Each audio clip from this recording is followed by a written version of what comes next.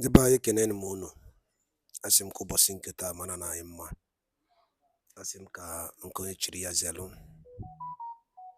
Dịka o si dị, ya bụ Eastern News 24 ka anyị si wee na-ewetara unu ya bụ ngalaba nnukwu ozi dị oke mkpa gbasịta maka ihe na-eme na obodo anyị nọ n'ime ya, na gbasịta maka nwere onwe ndị Igbo na-azọ na ndị Biafra na-azọ. Maka Biafra abụ sọsọ Igbo speaking, Idoma fasokwa n'ihe a na-eme Ishekili. Dịka o si dị, ife anyị wetara unu bụ ife Biafran Prime Minister bụ Maazị Seun Ekpa respond to Seun Kuti gbasara maka okwu o kwuru gbasara maka nwere onwe a na-azọ. Biafran Prime Minister in exile bụ onye isi bụ Maazị Seun Ekpa replied ya, mma achọ ka unu ge ya bụ ife, ma bifo unu ege ya bụ ife, mma etinyere unu ya bụ reply Biafran Prime Minister gwara ya, then unu egezikwe ya bụ ihe ahụ Seun Kuti kwuru, and Biafran Prime Minister will reply, all right, over to you, sir. Seun Kuti made and was blasting Sunday Igboho and our leader Maazị Nnamdi Kanu. And after watching it, all I could see was somebody, that is very confused. He was actually saying, why should you people run away? Why can't you stay in Nigeria? If the father was a coward, he would run away and use his Afrobeat to do this and do that, and he wouldn't give birth to somebody like him in Nigeria. I look at a very confused and his father, where he is today, will be very disappointed from that. Somebody who his father died in prison like a chicken. He wants other people to stay and die when there is opportunity for them to stay outside and fight a good fight for others. These are the kind of people that actually role model to many gullible Nigerians. Seun Kuti, I really do not want to make a comment, but sometimes, I when I listen to some of you that a lot of gullible people are looking up to, of course, I am deep into the struggle for the freedom of Biafra people. So, and I know Nigeria very well. I know Nigeria very well, and I know how they have impacted your brain. How they have caged you, subjugated you to this kind of mentality that many of you so-called celebrity are displaying today. How can you come on social media to advocate that those who are fighting like your father used his Afrobeat to fight Nigeria should also die the same way your father died? That's ridiculous. Nobody do the same thing and expect a different result. Those who want to stay there will die like your father. And they are not supposed to be talking. Supposed to learn from what happened to your father and do something differently. Don't do the same thing your father did. You're going to die for Nigeria and die for nothing. Today, many of them don't even know the impact your father made in Nigeria. Not only from your father, your grandmother. Your grandmother was a great woman. Nigeria killed her. Nothing happened. Only in the history. Your father was a great man. Nigeria killed him like a chicken in the prison. And you are there shouting for somebody else to stay in a very terrorist state like Nigeria, to die like your father, when there was opportunity for them to make impact from outside. My brother, you should go and learn from what happened to others. And if you have anything to offer, fight from outside, not from within.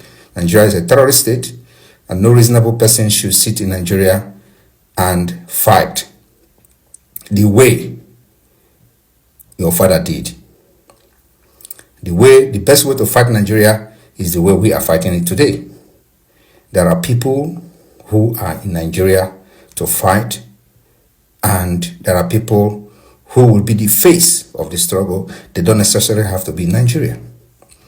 So those who are not the face, who are behind the scene will be in Nigeria, and the face of the struggle should be outside Nigeria, because Nigeria is a terrorist state that kills anybody that dare to speak, and your father was a victim. You should be hiding yourself in shame.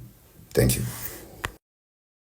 And the buy ona nugunu kaya be face we bata we kwuru. Ngwagezie kinu ya nwolu abo Seun Kuti kuzi n'iru akwụkwọ bụ ihe butere Maazị PM ji wee reply ya n'iyi okwu. Right, over to you. The go through as African people is a very dangerous education. Even if Nigeria divide to 5 million pieces, as long as we have these people among all of us in these 5 million pieces, when they go to come and then go rule these 5 million pieces, you will be the same thing. Sudan/South Sudan. Sudan was one country. The northern country was Arabs.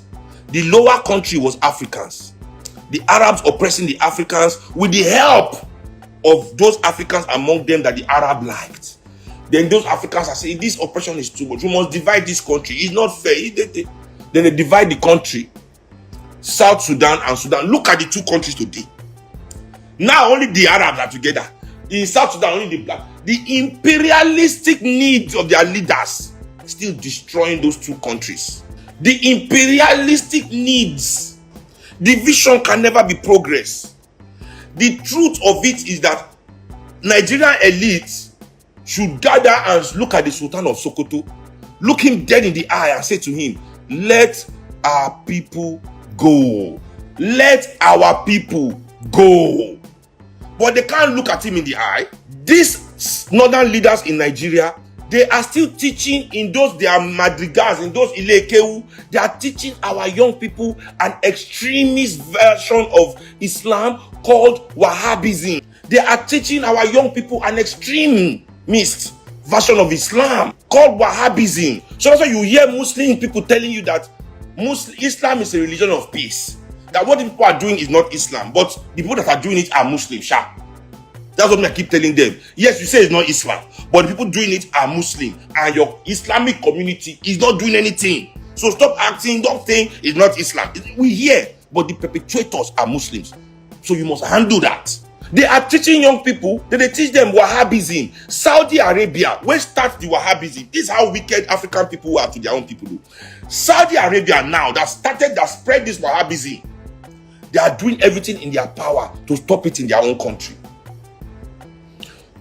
Go and look at them today. They are trying.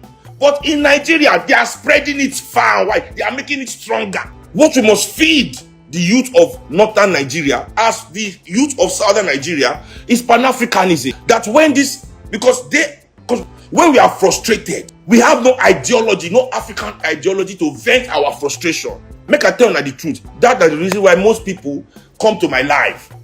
Because they articulate our frustrations. Because I can vent it from an ideology called Pan-Africanism. If you embrace an ideology, that ideology, if it's true to your development, will always give you way to resist oppression. Our northern brothers and sisters have never been given anything but Wahhabism. That's why when you make them vex, they go straight to burn and destroy. It's not their fault. It's the education that the northern elites are giving them. It's an extreme, because the northern elites, they still have the ambition of carrying out jihad. Is Saudi Arabia doing jihad? How many Saudi Arabian princes are riding around Arabia doing jihad, trying to steal land for their people? How many of them are still doing it? They have settled down. They are building nations. Look at Qatar is hosting World Cup. Saudi Arabia is doing amazing things all over the place. In fact, Saudi Arabia owns almost all the tech companies. They have invested their money far and wide, to the extent that their leader can kill an American journalist, chop an American journalist to pieces, and America still does business with him. America still welcomes him.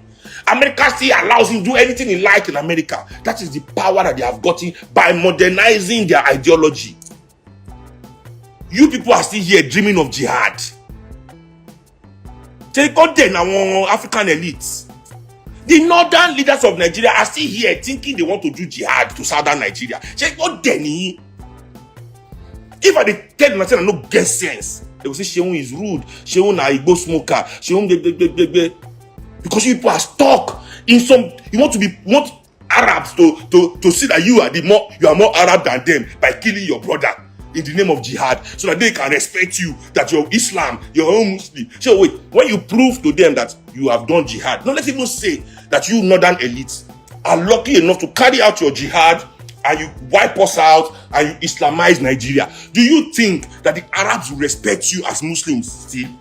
Because I know that's your problem. Because when you people go for Hajj, you don't come back and say the truth. Just like when Europeans, the southern Nigerians, when you people go to the West, you don't come back and say the truth to your people of what your eye, they see for there. Now they come back and tell how the racism, the discrimination. But you just come back with your fine clothes. You start building one house with your fine shoe to show your brother, America is good. Yeah, they enjoy. Yes, yeah. But the things your eye they see, they talk on. Same thing as you northerners when you go for your Hajj. The discrimination, the way they treat your women like prostitutes. My friend tell me say any African woman will go for Hajj, they respect them. They feel that because they go with him papa. He said they say all African women are prostitutes. They touch their breasts. They think that if you talk, they go beat you. I said, really? I said, never, I can never happen. And I don't get police. He said, they tell me, oh ha.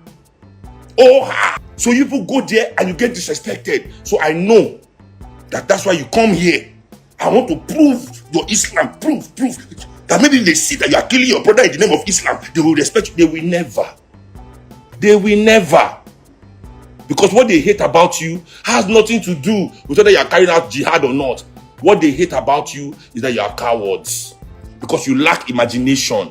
Not because you lack violence. You have killed Nigerians for 60 years. You've been killing Nigerians. Yes, for 60 years.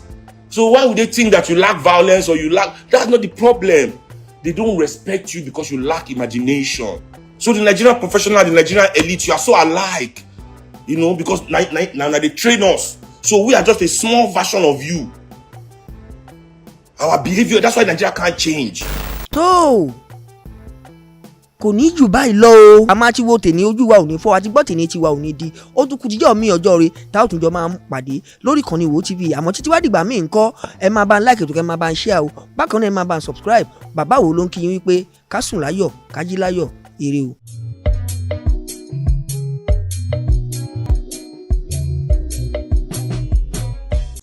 Ndị be anyị daalụ nne ụmụ ife kunu si wee na-esoro anyị n'ihe anyị na-eme. Anyị si n'ụbọchị nke taa mara na anyị mma o. Dịka anyị na-apụ n'ụbọchị nke taa, anyị si na ya dịrị ncha anyị na mma. Ọ ya dịrị mma na Eke, dịrị mma na Orie, dịrị mma na Afọ, dịkwazịrị mma na Nkwọ. Ụzọ ahịa anọ nke ndị Igbo ji bi na ọ ya dịrị anyị na mma. Otu anyị kwuru otu aka ọ ya dịrịrị. Ise. Dịka ị nụrụ ihe Biafran Prime Minister kwuru n'iru akwụkwọ dịgasị iche iche. Ọzọ dịka ịbịa bụ ka ife nwere ikwu gbasịta maka ya bụ ife ndị a niile okwugasị n'iru akwụkwọ drọpụọla ya on the comment below. Nke ọzọkwa bụ chetakwa na ihe a bụkwa Eastern News 24 ka anyị si wee na-echetara unu wee na-ewetakwala unu ya bụ ọmalịcha ife na ọmalịcha ihe dị oke mkpa n'ala Igbo. Daalụ na ụmụnne m, ngwanụ ka emesịanụ ụmụ Igbo.